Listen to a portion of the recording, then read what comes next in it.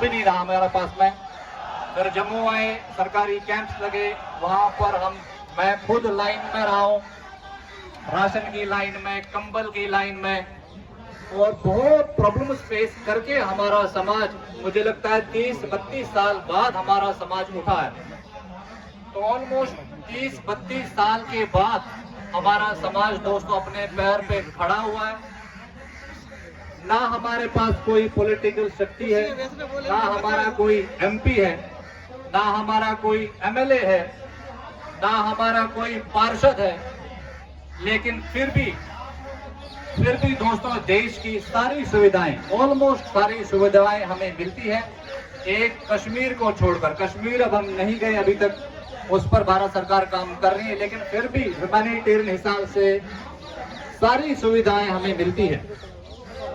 दोस्तों देश के सारे हिंदू संगठनों से मैं भली भांति परिचित हूं, व्यक्तिगत रूप से देश के सारा पॉलिटिकल सिस्टम मैं बहुत अच्छे से समझता हूं, क्योंकि हमने भुगता है इसको, भुगता है। हम जानते हैं पुलिस, आर्मी, इंटेलिजेंस एजेंसियां, प्रशासन, एडमिनिस्ट्रेशन, ब्यूरोक्रेसी, नेता, पॉलिटिक्स, मीडिया, ये कैसे काम करती है, ये हम बहुत अच्छे से समझते हैं। ऐसा कोई नेता नहीं होगा दोस्तों, ऐसा कोई डीसी, कोई पुलिस के कमिश्नर, कोई भी बड़े अधिकारी नहीं होंगे जो कश्मीर में पोस्टेड थे और जिनके पास कश्मीर का हिंदू 500-500 बार, 1000-1000 बार नहीं गया होगा। मेरे पिताजी दोस्तों बिल्कुल एक आम इंसान दोस्तों, वो भी इंद्र कुमार गुजराल उस टाइम पर प्राइम मिनिस्टर थे, उनसे मिलकर आए। तो ये समझ सकते हैं आप इस चीज से कि कश्मीर के हिंदुओं ने कितनी कोशिश करी है कि भारत के सिस्टम में अपनी आवाज दर्ज करवाए, कुछ बेनिफिट्स मिले, कुछ मदद मिले। तो वो सारा एक्सपीरियंस दोस्तों, मेरी उम्र इस टाइम पर करीब 43-44 साल है, वो सारा एक्सपीरियंस, वो सारा जो हमने भुगता है दोस्तों, हिंदू समाज की स्ट्रेंथ्स को भी हम बहुत अच्छे से जानते हैं, और हिंदू समाज में जो वीकनेसेस दिखाई जाती हैं वो भी हम जानते हैं। मुझे लगता है कश्मीर का हिंदू दोस्तों इस देश का एक एजुकेटेड हिंदू है। हमारे पास दोस्तों 100% एजुकेशन है, कोई भी हमारे समाज में अनपढ़ नहीं है। मिनिमम क्वालिफिकेशन अगर हमारे समाज में है तो ग्रेजुएशन है दोस्तों, ग्रेजुएशन, बिल्कुल हाउस होम लेडीज भी ग्रेजुएट हैं। तो उस ब्याह पर दोस्तों मैं आज आपसे कुछ बात शेयर करना चाहता हूं। ये संगठन बनाने का उद्देश्य क्यों है दोस्तों? ये संगठन बनाने का इसलिए उद्देश्य है कि हिंदू संगठित होकर एक ऐसे मंच से जुड़े जहां पर आप चाहे किसी भी बैकग्राउंड से बिलोंग करते हो और आपको मदद की जरूरत हो, किसी भी टाइम पर आपको मदद की जरूरत हो, अगर आप हमें अप्रोच करते हो दोस्तों, तो हम वहां पर आपको हेल्प करेंगे। इस उद्देश्य से यह संगठन बनाया गया है। और दोस्तों जिनके लिए आज हम यहां पर एकत्रित हुए हैं, हिंदू माइनॉरिटीज, पाकिस्तान की, बांग्लादेश की, अफगानिस्तान की, आज तक हमारे देश में 77 ईयर में उनकी सेफ्टी इंश्योर करने के लिए कोई प्रयास नहीं हुए हैं। जीरो एफर्ट्स हुए हैं। पॉलिटिक्स बहुत होती है लेकिन एफर्ट्स जीरो हुए हैं। और दोस्तों इस विषय पर बात करने से पहले, क्योंकि आप हिंदू हो और हमारे देश में दोस्तों हिंदूवादी सरकार है और बहुत सारी चीजें आप समझते हो, लेकिन 3-4 झूठ जो 77 साल से हिंदू समाज को परोसे गए हैं, 3-4 झूठ पहले मैं आपको बताऊंगा, उसके बाद हम बांग्लादेश और अफगानिस्तान और पाकिस्तान के हिंदुओं की हम कैसे मदद कर सकते हैं नॉन पॉलिटिकली, सामाजिक लेवल पे इसकी बात करेंगे। सबसे पहला झूठ कि हिंदू इकट्ठा नहीं हो सकता, बिल्कुल बकवास झूठ है ये। इसको अपने दिमाग से आप अनलर्न कर ले, डिलीट कर दे अपने दिमाग से इस बात को। अगर आपको कोई संगठन, कोई नेता, कोई मीडिया कर्मी ये बोलता है कि हिंदू इकट्ठा नहीं हो सकता, झूठ बोल रहा है, या तो उसको पता नहीं है या तो वो इग्नोरेंट है।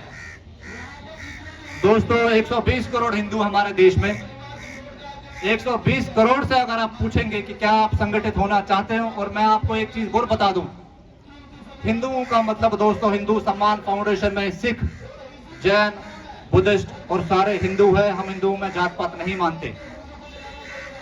अगर आपको दोस्तों कोई ये कहे कि हिंदू इकट्ठा नहीं हो सकता, तो झूठ बोल रहा है। क्योंकि 120 करोड़ लोगों से पूछोगे क्या आप संगठित नहीं होना चाहते, तो कोई भी आपको मना नहीं करेगा। फिर क्या वजह है कि हिंदू संगठित नहीं हो रहा है? दूसरा झूठ दोस्तों, दूसरा झूठ, ये ऐसा झूठ है दोस्तों जिससे हमारे देश की डेवलपमेंट रुकी हुई है। 49 में दोस्तों चाइना आजाद हुआ, 5 कंट्रियां उस पर रूल करती थी, और आज वो इतना एडवांस्ड है, और हम 47 में 202 साल पहले एडवांस हम आजाद हुए हैं। दूसरा झूठ दोस्तों जो हिंदू समाज को परोसा गया है, वो ये है कि हर चीज का सलूशन राजनीतिक तरीके से लिया जा सकता है। ये एक सबसे बड़ा झूठ है, इसको भी अपने दिमाग से डिलीट कर दे। कोई नेता आपके घर की सिक्योरिटी इंश्योर नहीं कर सकता। आप घर में कैसे सुरक्षित हैं, आप अपने गली में कैसे सुरक्षित हैं, कोई नेता इंश्योर नहीं कर सकता। ये दूसरा झूठ है दोस्तों जिसको आपको डिलीट करने की जरूरत है। इस झूठ के भ्रम में ना पड़े। डेफिनेट सी बात है, पॉलिटिकल पावर एक स्ट्रेंथ है, एक समाज की स्ट्रेंथ है, एक नेशन की स्ट्रेंथ है, और 77 साल में कम से कम हमारे देश ने, हमारे देश के हिंदुओं ने दोस्तों, ये हिंदुओं की एक पॉलिटिकल स्ट्रेंथ हमारे देश में बन गई है। हमारे दोस्तों यशस्वी प्रधानमंत्री 10 साल से प्राइम मिनिस्टर हैं। ऐसा कोई भी हिंदू नहीं जो उनको प्रेम नहीं करता। मैंने दोस्तों आज तक जितने भी वोट दिए हैं, वैसे तो हमारा संगठन नॉन पॉलिटिकल है, लेकिन मैं आपसे शेयर करूं, हमेशा ही मोदी जी के नाम पर भाजपा को वोट दिए हैं। उंगलियां घिस गई हैं वोट दे देकर। लेकिन हिंदू समाज, कश्मीर का हिंदू समाज इस चीज को समझता है, भारत का हिंदू समाज नहीं समझता कि पॉलिटिकल स्ट्रेंथ जो हमारे देश के पास है वो एक चीज है, सामाजिक स्ट्रेंथ हमारे देश में हिंदुओं की जीरो है, जीरो है दोस्तों।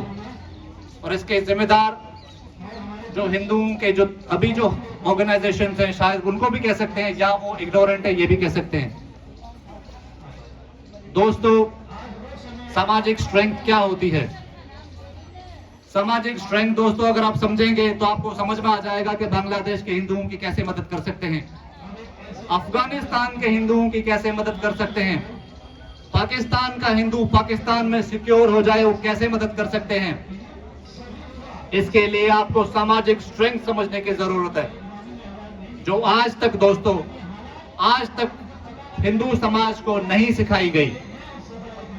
आप टीवी चलाएंगे दोस्तों, सुबह से लेकर शाम तक एक एक न्यूज एंकर 20-20 बार हिंदुओं के डिवीजन की बात करता है, हर कास्ट को डिस्कस करता है, 20-20 बार बात करता है, इस समाज का विरोध इस समाज से, इस समाज का विरोध इस समाज से। ये वही लोग हैं दोस्तों, यहाँ ये वही मानसिकता है जो अंग्रेजों की थी कि हिंदुओं को डिवाइडेड रखा जाए। लेकिन हिंदुओं को सामाजिक लेवल पे कैसे जोड़ा जाए, क्या ऐसा प्रयास करा जाए दोस्तों कि हिंदुओं को सामाजिक लेवल पे जोड़ा जाए? मैं चाहता हूं कि आप इस चीज को ध्यान से सुने। आप ये चीज दोस्तों अगर आप समझ जाएंगे, 5-7 मिनट की बात है, इसको समझ जाएंगे ना, आपको दोस्तों कोई प्रोटेस्ट करना पड़ेगा, ना कोई धरना प्रदर्शन करना पड़ेगा, ना आपको अपने काम से कोई छुट्टी करनी पड़ेगी, और फिर भी आपके काम यूं होते जाएंगे चुटकियों में। बहुत सरल सी चीज है जो हमें नहीं सिखाई जाती, बहुत बेसिक चीज है जो हमें नहीं बताई गई। वो क्या है दोस्तों? ह्यूमन साइकी है, पहले आप समझ लीजिए। हर किसी का अपना एक स्वाभिमान है, हर किसी का अपना एक सम्मान है। आप मुझसे बात करने आओगे, मुझसे बोलोगे कि आपके बाल कम है भैया, तो शायद मुझे आपकी बात पसंद नहीं आएगी, जबकि मैं पढ़ा लिखा आदमी हूं, मैं समझता हूं इस बात को। लेकिन आप किसी की बुराई करोगे कि आप पढ़े लिखे कम हो, आपका पहनावा ठीक नहीं है, आप धार्मिक नहीं हो, आप ये श्लोक ऐसे नहीं बोल रहे हो, आपने तिलक नहीं लगाया है, अगर आप दोस्तों दूसरों की कमियों को पिन पॉइंट करके समाज को इकट्ठा करने की बात सोचते हो तो वो दोस्तों झूठ है, वो दोस्तों झूठ है। इस झूठ को आप अनलर्न कर दे। दोस्तों शास्त्रों में बताया गया है कि हमारा जो आत्मा है वो परमात्मा का अंश है। तो जब परमात्मा का अंश है, और संतों ने तो यहां तक कहा है दोस्तों कि जड़ और चेतन अवस्था दोनों में ही परमात्मा का वास है। जड़ मतलब नॉन लिविंग थिंग जैसे ये माइक, और चेतन मतलब जैसे मैं जिंदा लोग, दोनों में ही परमात्मा का वास है दोस्तों, किसी में कोई अंतर नहीं है। तो फिर ये डिवीजन से मिलता क्या है, ये क्यों ये डिविजन्स होती हैं और क्यों ये हिंदू डिवीजन अभी तक चला आ रहा है।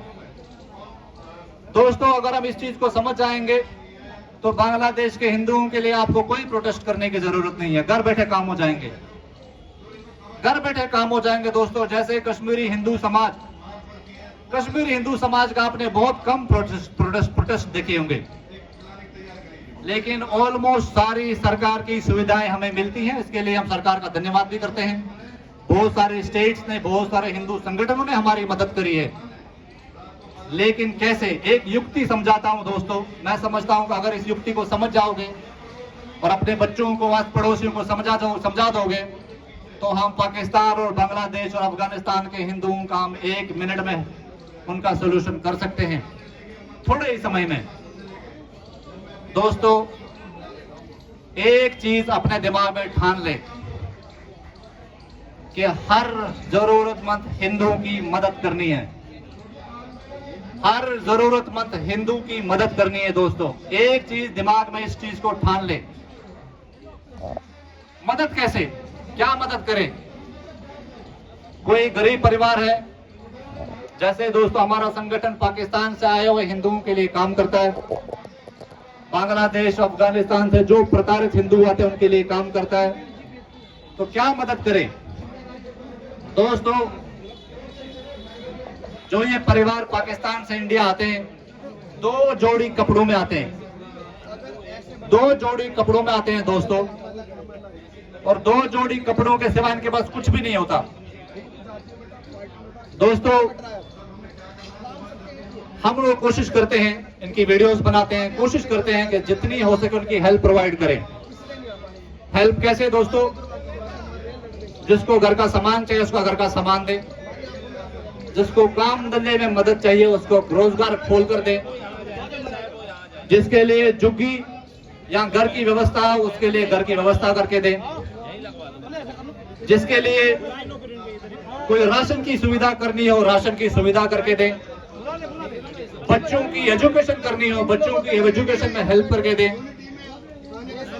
मदद करें आप। मदद से क्या होएगा दोस्तों, जब आप किसी हिंदू की मदद करते हैं, किसी दूसरे परिवार की मदद करते हैं, तो मदद करने, या कभी आपको भी कभी मदद करी हो किसी ने, किसी दोस्त ने, किसी ऑफिस वाले ने आपकी हेल्प करी हो, मदद से दोस्तों कृतज्ञता आती है, मदद से दोस्तों कृतज्ञता आती है। जब आप एक दूसरे परिवार की हेल्प करते हैं तो कहीं ना कहीं वो परिवार, वो फैमिली, वो पर्सन, उसके मन में आपके लिए एक श्रद्धा भाव आता है दोस्तों। श्रद्धा भाव जब उसके मन में आता है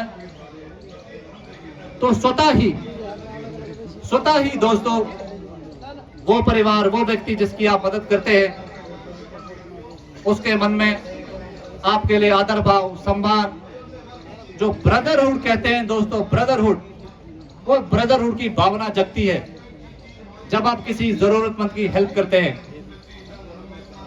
जब आप किसी की हेल्प करते हैं दोस्तों, तब वो डिस्कशन कि ये किसी दूसरी कास्ट का है या वो किसी दूसरे बैकग्राउंड का है, गरीब है, अमीर है, अच्छा है, बुरा है, ये सारी डिस्कशंस दोस्तों सेकेंडरी हो जाती है।